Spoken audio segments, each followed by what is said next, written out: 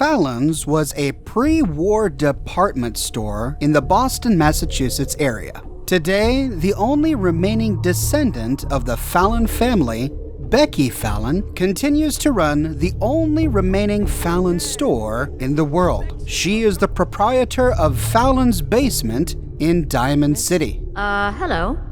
Have you been here before? No, first time. Thought so. Some ground rules. This isn't a charity. Clothes are for sale if you have the money. Otherwise, the door's right there. No mooching. Got it. Good. Now that we understand each other, welcome to Fallon's. Happy to show you everything in stock. Fallon's Basement. Interesting name. Yeah, it's ancient. There was a Fallon's here back even before the war. Granddad always said we had a tradition of quality and affordability. Guess affordability got too expensive for some folks. Damn thieves. And it ain't like Diamond City security helps. Why doesn't Diamond City security help you? Phew. My husband got taken, all right? By the Institute. Security wouldn't look into it. I raised a stink, and now I'm blacklisted. Your husband was taken by the Institute. Well, he ain't here anymore, that's for sure. Not like the Institute leaves a trail besides those damn synths. What do you know about synths? Just what I read in the papers. That the Institute builds them, and some even look human. So much you can't tell the real difference. Lucky me, huh? Institute takes my Charlie, doesn't even bother replacing him.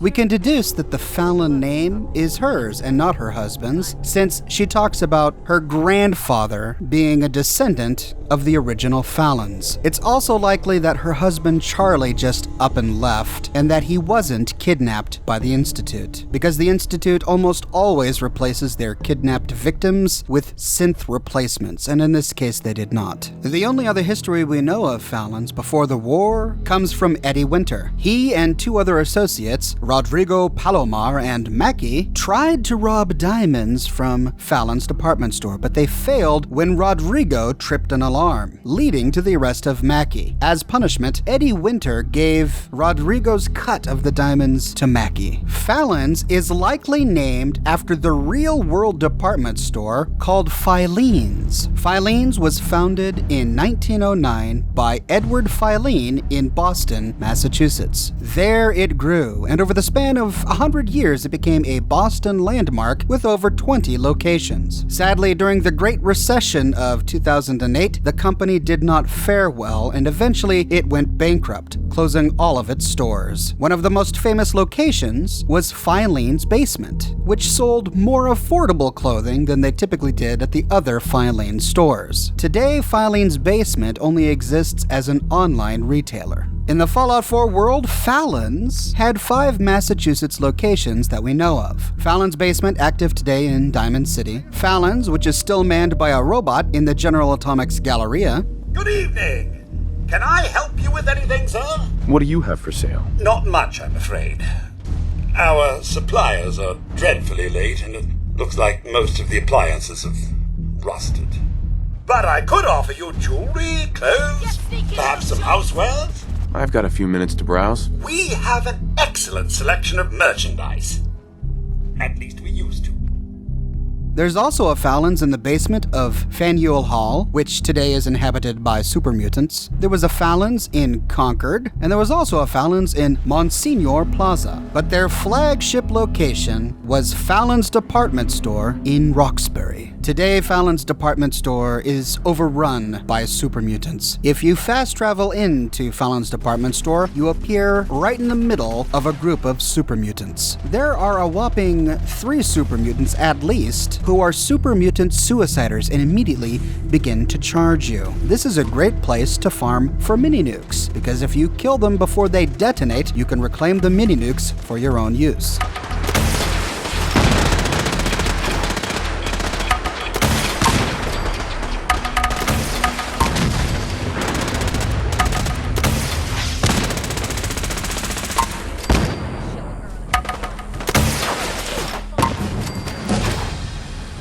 you'll likely have to clear out the nearby metro station directly across from Fallon's before entering. In here, we find ammo crates and one locked wall safe. Fallon's department store has 3 entries and exits. Just outside the main door, there's a Pulowski preservation shelter with a mannequin holding some clothing in his hands. We'll go in through the front door. The inside is immense. The place is sprawling. There are a total of 4 floors, divided by a wall that cuts through the building, giving us an east and west section. Interestingly, there's a compass glitch in here. When outside of power armor, upon entering the building, you face west. But upon getting back in your power armor, your compass points north. Near the front entrance, we find a Porta Diner in case you'd like to do this minigame to get yourself a perfectly preserved pie. And there's also a nearby master-locked safe on a trolley. Perhaps raiders at one point made their way in here, found the safe, couldn't open it, and were trying to cart it out when the super mutants came in and took over. Heading on up to the second floor, you can defeat the super mutants here.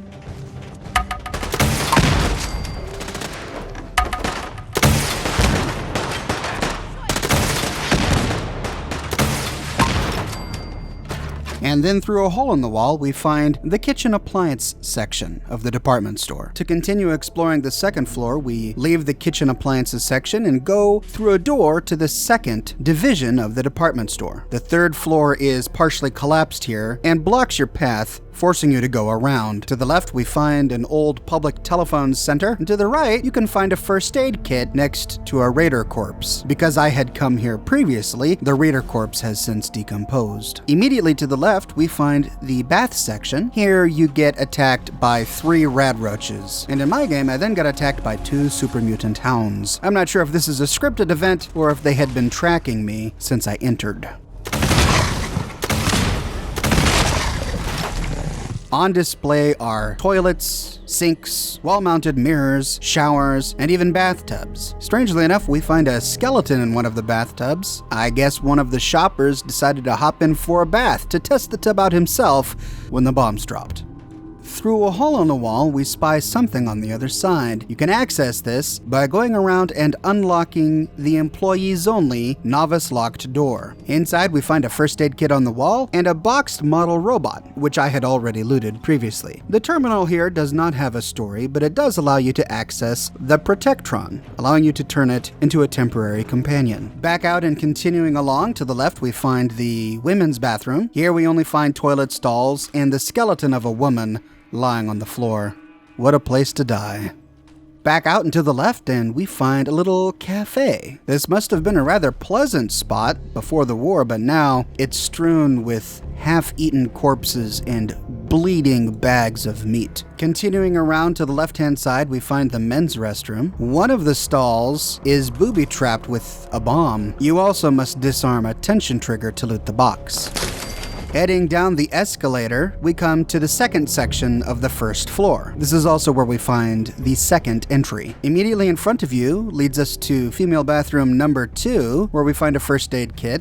But what's really interesting is in one of the stalls we see a small ladder. Just above the ladder, hanging over one of the stalls, is a male skeleton. If you look into that stall, we find a fedora on the ground, along with a camera.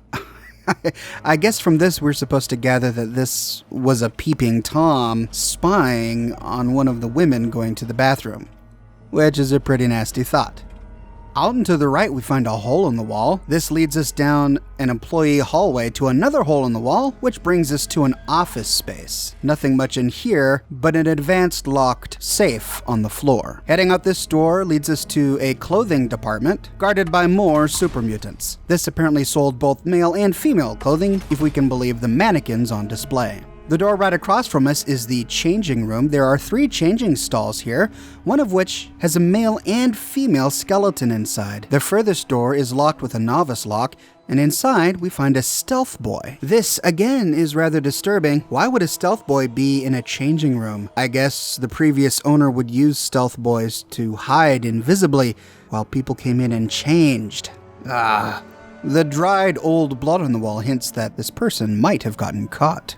Behind the counter, there is a nice quantity of pre-war cash, and on the upstairs balcony, we find a novice-locked explosives box next to a cooking campsite. Super mutants usually tend to use those big cauldrons to cook with, so the existence of this campsite supports my idea that raiders at one point inhabited this place. Back outside, you can loot small quantities of ammunition and pre-war money from the cash registers in the checkout lanes, and then going directly across, we find an office space and lamp store. There is one terminal in here that has a very short story. The two terminal entries here lead us to believe that very few people worked from home in pre-war Fallout 4. The terminal entry admits that it's unlikely that you would ever work from home, but then the salesman encourages you to buy home office furniture anyway, just in case you might need it. I guess they were really trying to find creative ways to sell their desktops, office chairs, and terminals. The entries here read as if they're designed for consumers, trying to convince them to buy the wares in this department. On the checkout counter is a novice locked ammo box, and on the wall behind it is an advanced locked wall safe. That leaves the first and second floors explored. Now we head up the escalators to get to the third floor. Directly across from the escalators looks like what at one time was a bar. We find bar stools and some lounge areas. There's a duffel bag behind the counter and some minor loot in the cash register. And in the far corner at this level, we find another Protectron charging station where you can activate a Protectron and use it as a temporary companion. The room at the far end has closed gates for doors, but you can peer through a window to shoot at the super mutants and super mutant hounds inside. This must have been a department for finer clothing, maybe evening wear, dinner wear, party wear. The place seems a little bit more upscale than many of the other stores in Fallon's. In the changing room to the left, we find two female corpses, one lying on the pedestal and one by a chair. Maybe these were sisters or family members who came and were trying on dresses when the bombs dropped. To the right, we find a bottle cap mine with a camera and a ruler. This leads us to believe that maybe they did alterations here, or maybe this was a bespoke tailor where people would come to get fitted, leave their clothing to be hand-tailored for them, and then come back to pick it up. At the back of this room, through an employees-only door, we find a ladder that leads to the rooftop.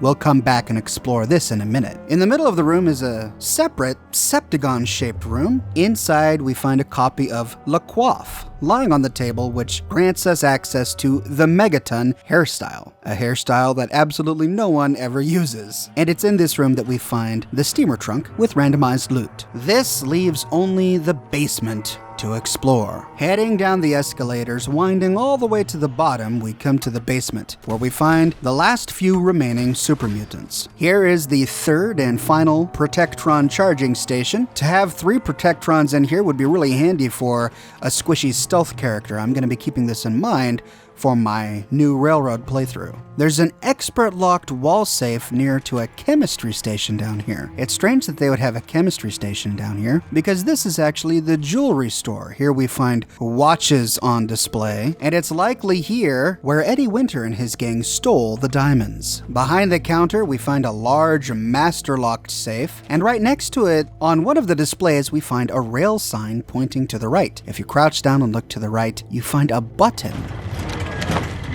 Pressing the button, you hear a noise, but you don't see anything. You have to stand up and turn around to notice that one of the bookshelves has opened up. Indeed, right next to the bookshelf, we find a rail sign that means that there's a stash of loot here.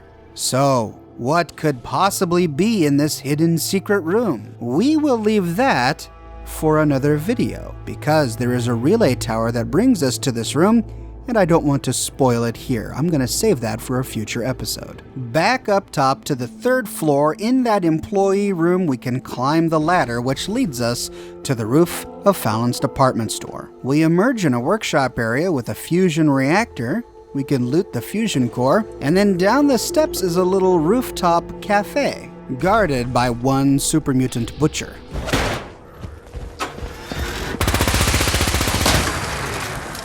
At first I was confused how customers would get here, because it seems strange that the only way you could get here is by going through an employees-only closet to climb a ladder to get to the roof. But that's not it at all. You actually find a concrete stairway which leads all the way down to the ground floor. I guess people could park in the parking garage and then walk across to this little rooftop cafe to enjoy the sights while dining. And that is the full story of the Fallon Company, pre-war and post-war, their department stores, Becky Fallon and her family legacy, and the Fallon's department store in Roxbury. This whole area is swarming with super mutants, giving us a lot of wonderful places to explore and challenging battles. There's a hospital here and even a strange secret maze here. Never fear, ladies and gentlemen, I will be exploring all of those for you and publishing videos about them in the coming days. Stay tuned, ladies and gentlemen, for my upcoming video on the final relay tower in this area.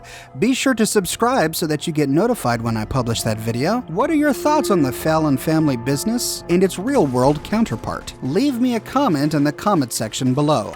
I read all of your comments and I use them as inspiration for my future videos. If you'd like to chat with the Oxhorn community about this topic on our community Discord server, be sure to check out that invitation link in the description below. And if you like what I do and you want to support me in a more personal way, consider becoming one of my patrons on Patreon. Patreon subscribers get access to a private channel on my Discord server, as well as a bunch of other cool Oxhorn perks. But more than anything, ladies and gentlemen, I'm just so glad that you're here watching this video today. Thanks so much for watching, and I'll see you tomorrow morning, bright and early, with a brand new video.